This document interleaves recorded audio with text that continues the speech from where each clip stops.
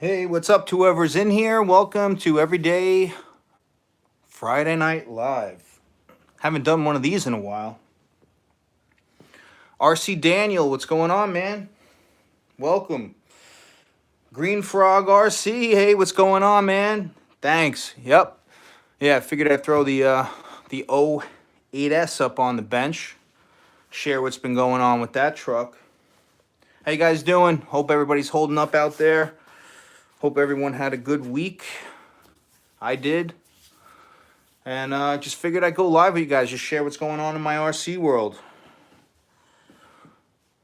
Everything sound good on the mic? I get a mic check.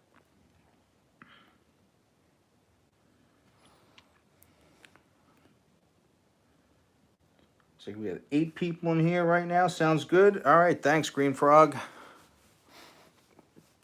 RC Voodoo, what's going on, buddy? Good to see you guys in here. Happy Friday night. TGIF for sure. Dalton Boucher, what's going on, man? Thank you. Thanks for the mic check. Yeah, there's not really a topic for this evening. I just figured I would go live and just say what's up to everyone. I know some people were wondering about the Outcast 8S, so if you had any questions on that, just let me know. Hey, RC Voodoo and Green Frog RC, you guys gonna have to remind me what your names are. I'm sorry, I'm bad with names. I know you guys from your live streams, but I don't know your names personally. But then again, you might not mind me calling you RC Voodoo and Green Frog. Kagan, what's going on? All right, cool. RC Daniel, I have a question. What's better, X-Max 8S or Outcast 8S? I like doing wheelies. I don't bash hard. I don't bash hard. Well, they're both awesome vehicles. I would say that you'll probably be happy with either one of them. I actually have not driven the Outcast 8S enough to make that judgment right now. I will say it is the most modern vehicle of the two, with the smart technology and the electronics that Spectrum is using right now with Horizon Hobbies. This one is really cool. You also, but you do have the Traxxas system that you can connect to as well, the TQI system. So I really can't answer that as far as right now, but I can tell you that I love both trucks. I have driven this truck. Believe it or not, I've only driven the Outcast 8S on 6S so far. I didn't have any 8S batteries in-house that had the IC5 or EC5 connectors. The only ones I had were dual 3S batteries, and I wasn't expecting much. I just connected the 6S just to turn on the truck, test out the electronics, and see what it had. I wasn't expecting much, and I was impressed on 6S. This truck really moved fast on 6S, which I was surprised about. I ran a full pack of batteries through it. I had a blast just driving it on 6S. I finally got my connectors in today for my 4S pack, so I'll definitely be driving it very soon on 8S. So I can only imagine how much power this truck has on 8S. But on 6S, it was great. Very responsive electronics. Really agile truck. It's wider than the X-Max, so the wheelbase is a little different on the Outcast, which I felt like it helped it. Just becoming very agile, easy to turn, just very responsive electronics compared to the Traxxas electronics. Most people switch out the electronics anyway. If you were running Max 8s, Hobby Wing Max 8s, and both of these, you might have the same responsiveness, but I will definitely say that the responsiveness goes to the Outcast 8S, but I haven't bashed it hard yet, so we'll soon to find out which one is better. So I hope that helped you out a little bit. Green Frog, Kagan. All right, cool. What's going on, man? So any other questions about the Outcast 8S, just let me know. I guess I'll just keep this moving along. I know I went a little early. It's only 5 o'clock here in New York. So I'm calling this Friday Night Live. It's kind of like Friday afternoon live. No problem, RC Daniel. So yeah, I'll just keep it moving along. I don't know how long I'm going to make this live stream, but just figured I'd say what's up. So I'm going to take you off the tripod. Don't mind the jostling. Hopefully won't be too shaky here doing this live. So there's just one thing I've done to the truck. I don't know how I like it just yet, but if you guys can notice the shocks, I decided to put some shock covers on these. Had these in-house, so I figured they were for the X-Max, and they matched. They were red. They're like a metallic red shock sock. I put them on there. I don't know how I feel about them because, I mean, you can't beat the look of the aluminum shock bodies, but I figured it would help a little bit because this thing actually did really get packed with grass. So there's a lot of things that I do love about this truck right off the bat. And after driving it, there are some things that I'm not too happy about, but it's not a deal breaker. You know, they tried to do like a pan chassis, not similar to the X-Max, but the X-Max has like a pan chassis. So this is very deep, and just driving it in my backyard on grass, this chassis was stuffed. I could not believe how stuffed this chassis was. A lot of grass in the fans. Those of you know that follow the channel know that I do support Dusty Motors. You know, they make awesome shrouds. You know, we've teamed up through the years, and I've used a lot of their products. I have a lot of their products on most of my RCs. But unfortunately, they don't make one for the Creighton or Outcast 8S, and I definitely think that it could benefit from having some kind of a shroud for this chassis, especially if you're going to plan on driving it in dirt and stuff like that. But I see tons of people driving these things with no issues. That's just my personal preference. Just in some scenarios, it would be nice to just be able to keep some of the dirt and debris out of the chassis, out of the fans. Not that big of a deal. Another thing that I'm not too happy about, although they did try, is I'm not happy with the Velcro. I feel that it's just not really the best. It holds the batteries in there pretty good, but it is a bit of a nuisance to take your batteries in and out. You have to try to get your fingers in there to release the Velcro. If you do happen to unstrap this all the way, it is a bit of a pain to get the strap back in, but it's not the most ideal battery setup here. You know, you see I try to leave like a flap up here so at least I could grab it, but I feel like I still can't get the batteries as tight as I need them to be. And, you know, like I said, if you stuff that all the way down in there, then it's gonna take you 5 minutes, unless you have a pair of needle nose pliers to get this out of here so you can switch out your packs. So I'm not too happy with the battery tray design here. But I do like that they did incorporate these clips here for wire management purposes. So like, you could clip your wire batteries into here and it'll kind of keep everything nice and neat.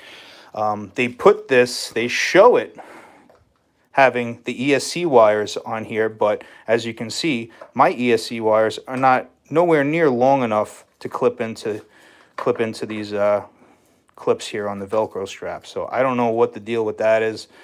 Maybe they ran out of wire on my unit, but about an inch too short on the wiring. I was thinking about maybe trying to feed it through this center brace here, but even still, it's not going to be long enough because the leading wire is still just a tick too short to fit on both sides. So wasn't too happy about that, but it was a thoughtful idea. So yeah, I mean, other than that, I haven't driven the truck enough to really get a full grasp of its power. Like I said, I just finally got these battery connectors in. See if I throw you on the tripod. I was going to give the dude a shout out who I bought them from on eBay, but I forgot his name right now. Sorry about that. But I'll make a post on Instagram sharing them. But he makes pretty good connectors. So I have these dual 4S packs from my Traxxas 8S X Max. So I figured instead of having to go out and buy new set of batteries for this truck. I bought these connectors here on eBay from this guy. So he makes the EC5 females to the Traxxas males. So I was able to use my MAXAMPS packs here, which is pretty cool. Maybe I'll pull one out just to kind of share it with you guys. But like I said, these battery trays are not really the best. Not too happy about those. But yeah, I'm running two of these bad boys. 6500, 14.8 volt, 150C dual cores. These are what I run in my MAXAMPS. Got these really nice connectors. You know, and I like the fact that the connectors are soldered to each other, so there's not much room for resistance. You know, I was going to get connectors. I was going to make them myself, but then I saw this dude on eBay that made them, and I just jumped on them. Saw other connectors that had 10 gauge wire, but figured why not eliminate the wire completely and just go connector to connector, right? Make the best possible connection. So yeah, I'm really happy with that. I'm hoping to maybe get out this weekend and drive the truck on 8S. I'll try to get some footage so I could really show you guys what this thing has. Bust out the ramps a little bit. So let's see, we got any more comments here? See if I can catch up on some of these comments. Thanks for everyone for hanging out. I know it said Friday Night Live, but it's more like Friday Afternoon Live here where I live in New York.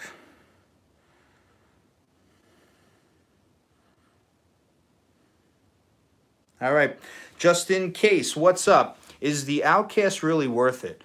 I would say yes, although I understand that, you know, these RCs cost a lot of money.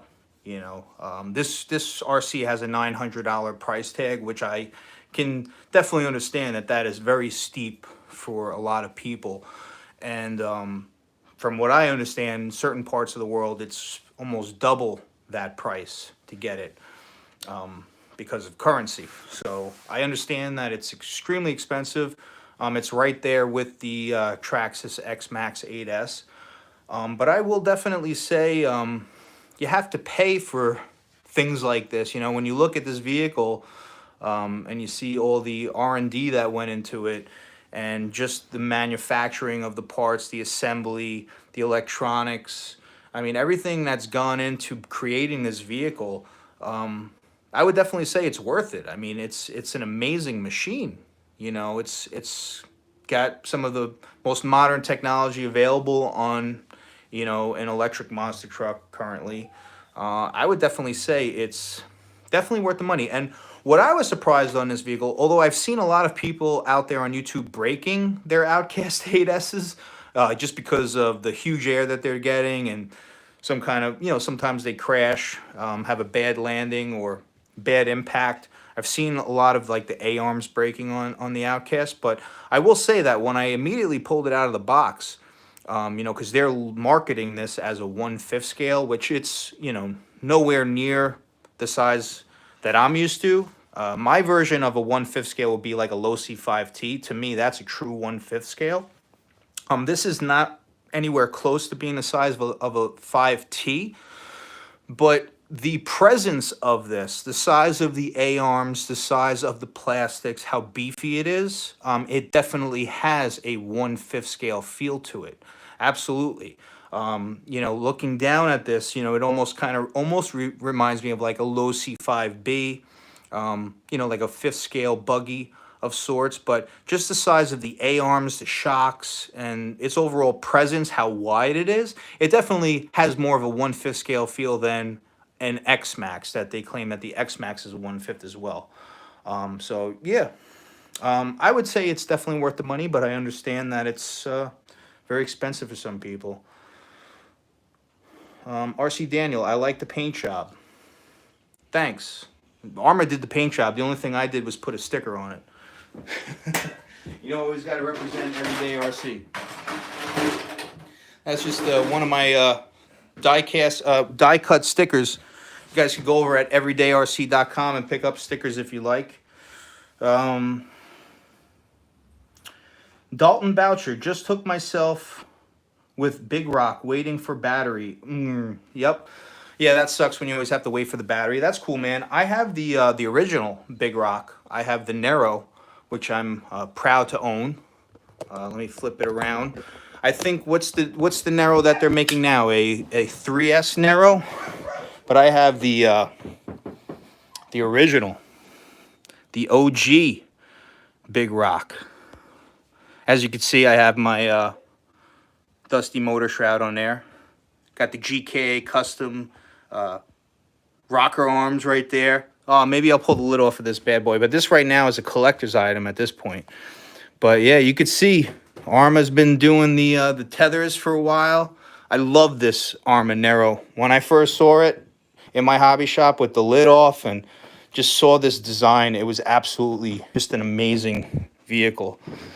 Oh yeah, and also before I answer any more questions, that was another thing I did. If you guys follow me on Instagram, you'll see that I rearranged my whole entire hobby room here. So got tons of workspace here. So my hobby shelves, my RCs used to be along this wall, and I could barely walk into this room. So tight. So my plan was to move my RCs along this wall and give myself a nice L-shaped work surface.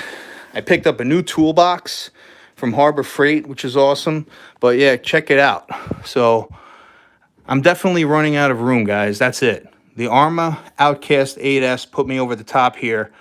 I currently have no more space on these shelves. So if I were to get another RC, I'd have to figure something out here. But I plan on getting more shelves.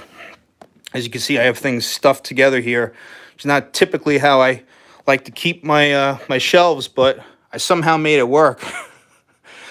Yeah, I'm really good at Tetris, you know. And then I put my these two shelves used to be over there in the corner, so I moved them over here. It was really my only option. Although that's a door that goes into my garage, so now I can't open that door anymore. But if I move this cabinet back on that shelf and I put the toolbox over here, then I'll be able to open it up. But I kind of like the toolbox over here. Really nice toolbox from Harbor Freight. $300, can't beat it. Came with the rubber mats and everything. So this is like my little charging station for all my batteries over here, my drill batteries. But yeah, I was finally able to utilize a lot of my tools because they were stuffed into such a small toolbox. And what's great about this is it's 44-inch drawers. So I could fit a ton of stuff in this toolbox. And imagine I have a lot of tools in here, and this was all stuffed into like a little 3-drawer little it's like my bashing toolbox, because I'll take that with me when I go out bashing in case I have to fix something. So I still have a ton of room left in here. Still have a lot of empty space, which is good because I still have more tools that have to come into here. It's my heat gun, jigsaw, Dremel, soldering tools. I got some hardware. I got my gears, got my drills, my respirator for when I paint bodies. Yeah, that's cool stuff. My parts wall, I reorganized it, then it becomes a mess again. I had to move everything over so I could open these drawers. So not really the most ideal setup currently, but it's way better than it was. So I got my little TV over here. I was going to mount it up on the wall eventually. I got my Bose that I got it connected to for the sound. And it works, guys, you know. Got plenty of charging outlets everywhere. So this is what I'm working with right now. Still have to make a cabinet for all my controllers. This is another huge issue that I have, is I haven't made a good enough cabinet for all my controllers, my remotes. Got some other stuff down over here. Got my soldering station. I got my vise. Well, I use this clip-on vise occasionally, but my other vise really gets more use. So yeah, so that's pretty much the updated hobby room. This is the 2021 setup. Unfortunately, I have to hide my beautiful world map, but I actually want to get some LED lights to put in here, so it kind of lights it up and gives it a cooler feel. If I do end up having to put another storage shelf for when I get more RCs, then I would only have this workspace. This is strictly for filming right here, although I do a lot of wrenching here, but you know, that's my curtain for my backdrop. This is my main working mat right here. As you could tell, seen a lot of use. It's had a burnout once or twice on the bench over here. This was when I was setting up my 100-mile-an-hour Rustler, and I was testing the electronics. And actually, was it my Rustler? No, I'm sorry. This no, it could have been my Rustler. This is two separate burnouts. I was gonna say that looks like the width of my Traxxas slash 4x4. Could be. One of my speed vehicles, I did a burnout with a GRP on here, but it's just memories. But yeah, this is my main work area. Still got to go through some of my hardware here. It's been here for a while. I got to part some stuff out. I got a bunch of stickers. Good stuff. All right. I don't want to bore you guys anymore with what's going on with that. But yeah, so the latest and greatest, the Outcast 8S. I'm starting to get parts in. Some parts I'm waiting on because shipping, the mail is delayed right now because of COVID. So I got the sway bar kit. I finally got all the pieces in for the sway bar kit in just now. I got the battery connectors, which I just showed you. I'm waiting for the stone guards to come in. And then I have some other little upgrades that I might be doing. But most importantly, I'm going to be going out and driving this thing hopefully very soon. All right. So let me put you guys back on the tripod. And then I'm going to answer some questions.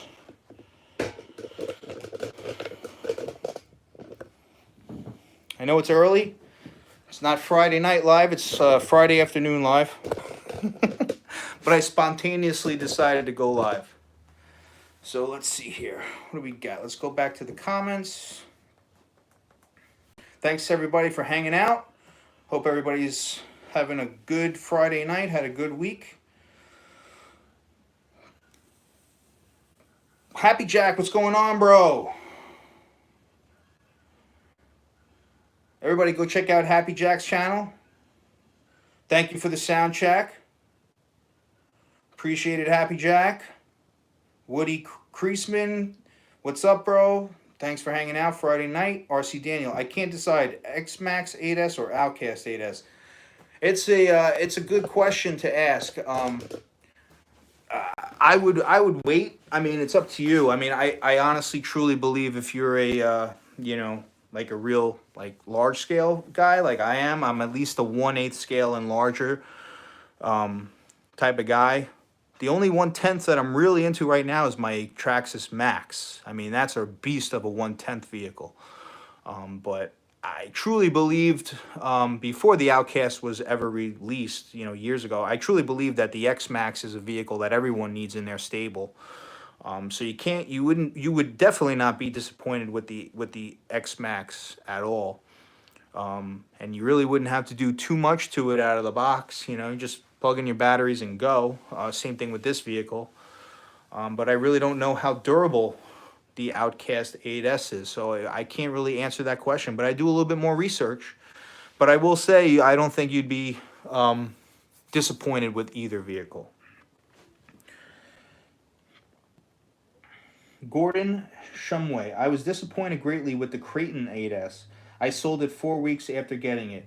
Yeah, that was the unfortunate thing with the Creighton 8S. And let me tell you, when that vehicle got released, I wanted that thing bad. I really wanted to pick up the Creighton 8S. But then we slowly learned that the vehicle had some issues. I believe that ARMA has addressed most of those issues. They had some kind of early release with some content creators on YouTube. I saw a lot of people get them for free to, I guess, publicize and show and test out. Some people gave honest reviews on them, and yeah, they had to work out some issues with that truck. I'm glad I waited, and that's why I advise lots of people out there to kind of wait, unless you're willing to take that chance that there could be some issues with the vehicle, because that's what happened to me. And it's happened to me with a few vehicles. that I've gotten, early releases of, including the X-Max. I was one of the first, like, few people to get the original 6S X-Max, and that vehicle had a lot of problems when it first came out. The ESCs were burning up. They had a recall on the ESC. They had a Band-Aid for it. It was called a fusible link. I actually ended up having to send my X-Max back to Traxxas, just the chassis portion. I had to, take the front and rear sections off and ship them, my center chassis with all the electronics, because I was having an issue with it. We couldn't diagnose it over the phone. I tried everything, and I'm pretty knowledgeable with this stuff, and couldn't determine if it was an ESC issue or a steering servo issue. Long story short, they just wanted everything back so they could test everything. I believe they replaced all the electronics in the truck, and also gave me the upgraded ESC with the fusible link. And then, the truck had other issues with the ring and pinion gears. Then they released spiral cut gears. Then they came out with the 8S conversion kit, and then they made hardened gears. And so, I mean, every vehicle goes through its stages when it's first released.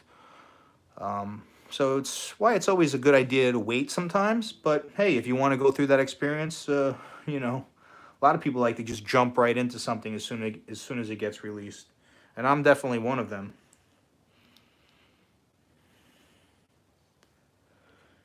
He sold the Creighton 8S because it had a lot of issues. He probably would be more happy with the Outcast 8S. A laundry list of reasons. Its steering was a failure in reverse.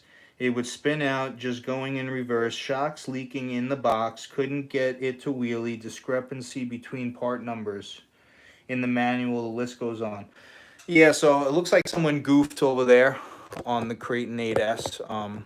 Wasn't aware of all of those issues, especially the shocks being, leaking, some quality control issues there. And yeah, it was a little, from what I heard, it was a little lackluster. Everybody thought this thing was going to be a beast. And yeah, like you said, it was hard to pop wheelies, a little lackluster.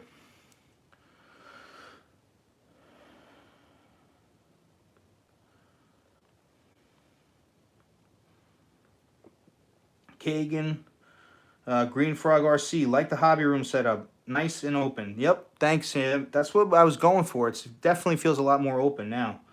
Will Dagger TV, awesome workshop. Thank you, bro.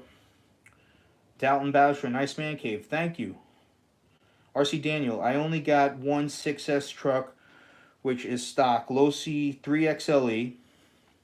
I run it more than my Senton BLX, Rustler VXL, and BLX Granite. That's awesome, bro.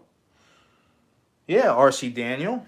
I have the 3XLE too, and I love that truck. I definitely noticed big differences between the XXL2E and the 3XLE, although they are the same front and rear sections, but I definitely noticed a difference in the plastics. The XXL2E was released through Losi, and the 3XLE was released under Horizon, although it does say Losi. But I noticed a huge difference in the plastics. So here we go. We got the XXL2E Losi. This is basically the electric version of the LST. And this is the upgraded version of the XXL2E. This is the 3XLE. And I love both of these trucks. As you can see, the front, can't see the rear right now, but the front sections, the A-arms, the bulkheads, the differential casings, everything is identical. The shocks are identical. Everything is identical on both of these vehicles, but I've beat the crap out of this truck insanely. The plastics are original on here. My axle carriers, my steering hubs, all original. First bash with this one, had to put aluminum on it because these plastics are definitely not the same quality as those plastics. Don't know what they did. I do like the improvements they did to this truck. I love the center differential. This one has a locked center transmission. So that's right off the bat is a huge improvement that this has a center differential. They're both animals. They're both insanely overpowered. Love the driving experience on both of them. But I definitely noticed some quality issues with this one. But it's still a beast of a truck. I love the design. They're both works of art. You know, the only thing with the XXL2E was the battery trays. It doesn't even really have a battery tray. It just has battery straps. Because in essence, this is everything on this, the chassis, everything is exactly how you would have it on the gas version. They literally just took out the nitro engine, put in an ESC and electric motor, and off to the side of the chassis, they put some battery straps. My batteries used to always fly out of this vehicle.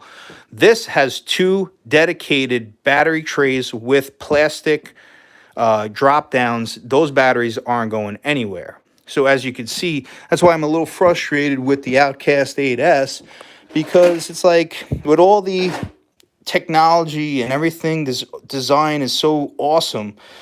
Why couldn't they develop some kind of a plastic hold down on these batteries? I'm really not a fan of the Velcro. You know, a truck of this caliber, with everything they've done and designed on this vehicle, why are we dealing with Velcro straps? You know, especially on something that's going to be bashed and jumped in the air. So, I don't know. That's my little gripe with them. But other than that, I mean, it's not a deal breaker just because of some Velcro. But it would have been nice to have something else. All right, let me get you guys back on the tripod. I'll catch up on some of these comments. Just saw someone comment, Ralston, I think. Yep, Vox Magna, what's going on? Exo Bro Faux Life. Is the Outcast 8S worth it? I want to get one this week. What's up, bro? Bro for life. What's going on? Yo, when I'm done with this live stream, go check out the beginning because I spoke about that. I think I touched on it like twice already. We've been going on this live stream about 32 minutes. Somebody had asked me that question earlier. I'm not going to go over it again. My apologies, but definitely check out the beginning of the live stream when this one's over and you could hear what I had to say about it. But long story short, I definitely feel that it is worth it. I haven't driven the vehicle enough to truly give you a full overview on the vehicle, but I feel that it is worth it. If you check out the early part of the video, you'll hear why I think that.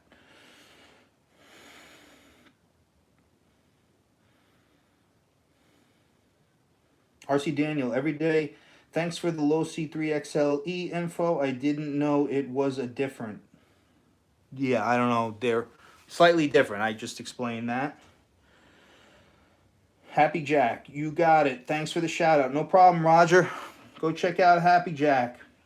Ralston, what's going on, bro? Thanks for hanging out. Friday afternoon live. RC Circus, what's going on? Because it's cheaper for Arma. Yeah, I mean, no doubt battery straps are way cheaper, but they could have done something. I mean, even my my original Italian V1 had the Velcro, which I hated, but then it had these plastic clips that would feed through the Velcro and hold your batteries down. But whatever, it is what it is. It's not the end of the world.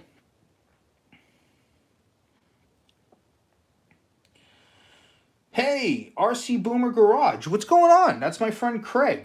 Everybody, go check out RC Boomer Garage. Like, he's got a cool YouTube channel. He hasn't put up anything in a while, in a long time, right, Craig? First time I've seen you on here in years. I hope you're doing okay, man. I hope you're hanging in there. I hope you and your family are healthy and happy. Craig lives over near me, over here on Long Island, New York. We've been RC friends for a while. We haven't spoken in a while. But good to see you in here. But go check out his channel. Did you take down all your videos? You got to put some up so people could see, because you got to see, like, his RC hobby room is amazing. He's been doing the hobby for how long? 30, 40 years? But his hobby room is like going into a museum, like an RC museum. He's got such cool stuff in there. A lot of vintage stuff, a lot of pieces of RC history. I always tell Craig to share more because a lot of people have to see that stuff. there's a whole new generation that knows nothing about a lot of those RCs and where it all started and came from. And I think go check him out on Instagram too. He might have some pictures up on Instagram. What's up, Craig, man? I hope everything's good, bro. Good seeing you in here. RC Daniel, with the 3XLE battery tray or chassis work? What? Oh, will the 3XLE battery tray work on the Low C XXL2E? No, will not work on that. Completely different chassis design. RC Circus, how you doing? I'm doing good, man. How you doing? Chevy Man, hot damn, it's Ronnie Red. Yeah, man. Is that what we're calling it? We're calling the Outcast 8S Ronnie Red? All right. Lazard Johnson, what's going on? Yeah, man, I really like that, man. Waiting to see the run. How much love from Tyler, Texas. Hey, what's going on, Lazar? Hope everything's good down there in Texas, man. RC Circus, I do like the fix down on my X-Max. Yeah, I mean, the battery trays on the X-Max are great. No issues with that. I mean, you know, on vehicles of this caliber, I would expect a little bit more for the batteries. But I feel that if I put a piece of foam, they do actually have the bottom of the trays padded with a little bit of, like, very, very thin, minimal foam or padding. But if I put a piece of foam in there, and I think it would work a lot better, because then when I tighten those Velcro straps down, it'll kind of compress everything. So, you know, if I put some foam in there, it probably will work fine. All right, so, I mean, we're going 37 minutes deep. If you guys have any questions, ask them now, because I probably am not going to go any longer than an hour. But if things die down at this point, I might just sign off. You know, I just wanted to touch base with you guys. You guys can, the people that came in later can go check out the beginning of the feed and see all the things I touched on. I kind of just gave you an update on the Outcast, how much I like it, what I don't. I shared my updated hobby room with you guys, give you a little tour around there. So definitely check everything out when they're done over here. Let's see, we got a couple more comments in. RC Circus, I got a 6S Creighton. I put foam in the bottom too. Yeah, that's a good idea. I mean, I do that on a lot of my vehicles. You know, I keep like tons of foam. A lot of my vehicles, you can see, I don't know if you can see inside this box, but this is like, I keep spare foam. Whenever I need a piece of foam, I can cut it. Even like from my Traxxas stuff, some of the parts come in, I save this foam. It's good to keep extra foam, you know, because you never know what you could use it for. So I keep a box of foam laying around.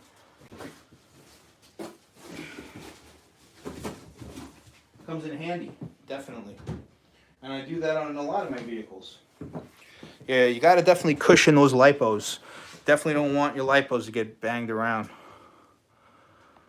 In fact, these batteries have been getting tossed around a little bit too much in my my X-Max. RC Daniel, it sucks Low C discontinued the 3XLE before I could buy another painted body. I caught mine on sale for $549. Yeah, the truck, when it was on sale, it was a really good price. Yeah, I mean, I liked the stock body. What they did with that was really, really cool. It's not as thick as the XXL2E body. Here, let me pull you off real quick, because I got to show you this. This body, off the original, first of all, I love the way that this body looks, but this body is thick. The sides are super thick on this. You'll never break this body. That's why I never got another body, because this one never broke. But you could actually take this body and put it on there if you really wanted to. If you can find these in clear, the only thing you'd have to do is remove the hinge mount for the rear of the body. Once you remove the hinge mount, just take it out of the shock tower back there, and you could fit this body on there. And I believe you could do vice versa. You could actually put this body on there. But I love the look of this body, what they did with this. So cool. Like, it really is like a really cool design, but it's paper thin. Like, this body is a joke compared to this body. This body's like hard as a rock.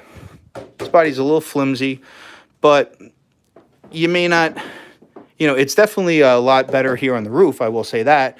These little skid things here on the roof, super thick up here, was sprayed heavy or whatever. The thickness is, it's a lot thicker here on the roof sections than the edges, which is normal. But I don't think that this body would really break too much the way it's designed. Haven't had any issues with it yet. But yeah, it might be hard to find a clear body for that now. Don't really know. And which is actually interesting because, like I said, this 3XLE was released under Horizon Hobbies, right? Even though it does say Losi on it, this is still like a Horizon product. This was when it was true Losi, when this was released. But what I thought was interesting, and if you go back and you look at my unboxing video from this from a few years ago, you'll see that I actually put my Viterra Helix side by side with it. And if you look at the Viterra Helix body, it's very, very, very similar to the 3XLE body. They almost look like that's its little brother right there. So they definitely use some design, little design, what's the word I'm looking for? Cues, a little styling cues. It took some styling cues from the Viterra Helix, which is another vehicle that's discontinued, which I love. That's a great little vehicle. Sorry, guys. I'm rambling on. I'm live. Had a long week, but a good week. It's over. All right, let me catch up on some of these comments. So don't mind me if I'm rambling.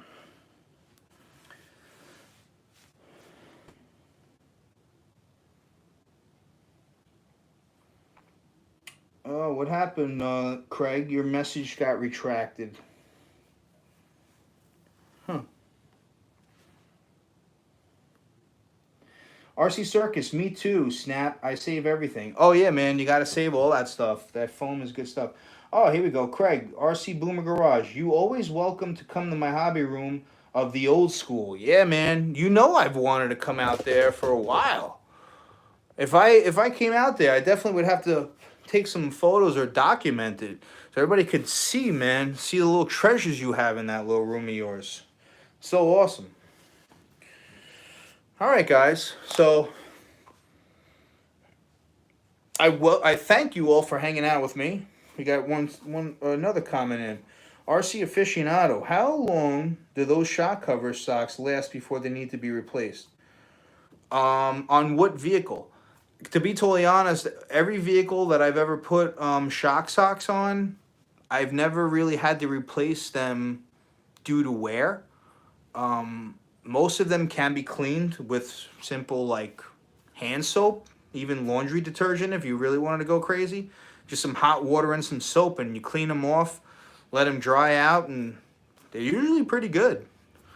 I have many different style shock socks. Like I've used Full Force RC shock socks. I've used Dusty Motors shock socks. I've used Outerwear's shock socks. So I have many different styles that I use, and I just clean them. Unless they get torn somehow. Sometimes your shock springs can rest very close to like an A-arm or something like that, so you have that added material. Sometimes maybe you, after a lot of use, still wear a hole in the shock socks. Then that would be up to you if you wanted to get rid of them. But for the most part, they just really just have to be like taken off, cleaned with some hot water and some soap, and dried off and put back on the vehicle. All right, so I hope that answered your question, RC Aficionado. I just wanted to thank everybody for coming and hanging out with me tonight, this afternoon. No problem, bro. I'm glad I could help. Hope everybody's doing good, staying healthy and happy out there. Am I getting the Losi LMT?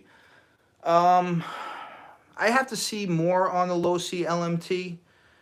I don't know. I don't want to speak out of term on it because I haven't done too much research on it. It definitely looks like a really cool vehicle. I'm a hardcore old school monster truck guy, so for me, when it comes to the Grave Digger or Son of a Digger, you got me hooked. I mean, I grew up watching monster trucks, and that's why I love monster trucks so much now as an adult. Um, you know, I have my my digger body that I did years ago. This is my 1/8 scale Parma. I've also done 1/10 scale Parmas that I used to put on my some of my 1/10 vehicles like the Revo. You can look back in my playlist. If you go way back in my bashing videos, you'll see I did some bashing videos with the Gravedigger body. This is more of a show body because if anybody's ever painted or done one of these Parma Gravedigger bodies, you'll know that it's definitely a labor of love. You know, for you to get all of these flames perfect, these are all cut out with the X-Acto knife. And as you can see, it's been sitting for a while. I got some bubbles right there. I got to get my heat gun back out and reapply that. But you can see each one of these sections gets cut and applied, and you have to line everything up perfectly. So these bodies are a labor of love. So this one, I even sprayed the inside with what's that stuff called? Plasti dip. I plasti dipped the inside of the body, so it's got like a rubberized inside of the body. And this is just a show body, but you know, I've done the Gravedigger thing. I also have, my Wheelie King down here, which is a true locked axle monster truck. It's nothing crazy. It's a 1/10 scale brushed system, but I can run lipos. I run 2S lipos in this. But that's a 1/10 scale monster truck. Got the twin vertical chassis, just like a real monster truck. And that's kind of what the LMT has. It just really hasn't really caught my eye enough to really say that I want it. If I had an unlimited budget, there'd be tons of stuff I would get, obviously. I probably would get it just to have it and tinker with it. But no, if for somebody that's never used like a locked axle monster truck before, I definitely say it would definitely be a cool pickup. But I just don't know if it's up my alley right now. Have to see more on it. All right, guys. So that being the last comment, we're at the 48-minute mark. I wanted to keep it around an hour. So I would just like to say thank you, everybody, for hanging out Friday afternoon live rather than Friday night live. But just wanted to keep you guys updated on what's been going on. Wasn't really able to make a video this week, but I figured I'd go live today. I'm hoping to get out there this weekend with the Outcast 8S, maybe get some footage this weekend of the truck driving and jumping. That would be great. So I'm just here, just really wanted to share what's going on in my RC world. Most importantly, guys, I hope you're all making it happen in your RC worlds out there. And for now, this is Chris, the Everyday RC Guy, saying thanks for watching. Peace. TGIF. And yes, it will be cold, and I will be bashing. Good night.